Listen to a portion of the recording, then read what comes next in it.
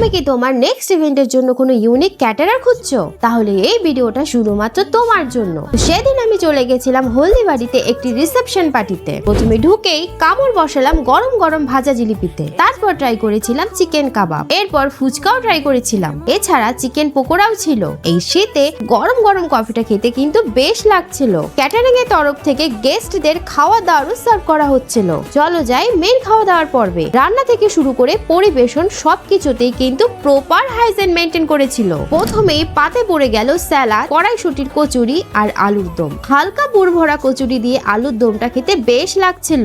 এরপর সাদা ভাত, কাশ্মীরি মুগ ডাল, বেগুনি দিয়ে খেতে জাস্ট অসাধারণ লাগছিল। এরপর পাতে পড়ে গেল দই কাতলা। মাছটা যেমনই ফ্রেশ ছিল, খেতে তেমনই ভালো ছিল। এরপর চলে আসলো ইয়া বড় সাইজের কাটি গোজা মালাই চিংড়ি। মাছগুলোর সাইজ যথেষ্ট বড় ছিল।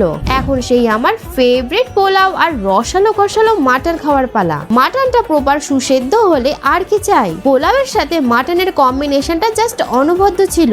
শেষ পাতে ছিল ফ্রুট চাটনি, পাঁপড়, রসগোল্লা, কাঁচা সন্দেশ আর রসমালাই। বিলিভ মি, মিষ্টির প্রত্যেকটা আইটেমই খেতে জাস্ট অসাধারণ ছিল। আর পানটা তো ছিল উপরি পাওনা। এত সুন্দর অ্যারেঞ্জমেন্ট করেছিল আরাধ্যা ক্যাটারিং এর তরফ থেকে। আরাধ্যা ক্যাটারিং কিন্তু সমস্ত রকমের সার্ভিস প্রোভাইড করে থাকে অল ওভার নর্থ বেঙ্গলে। দেরি না করে তোমাদের আপকামিং ইভেন্টের জন্য আরাধ্যা ক্যাটারিং সার্ভিসকে বুক করেই নিতে পারো। তো বাই বাই।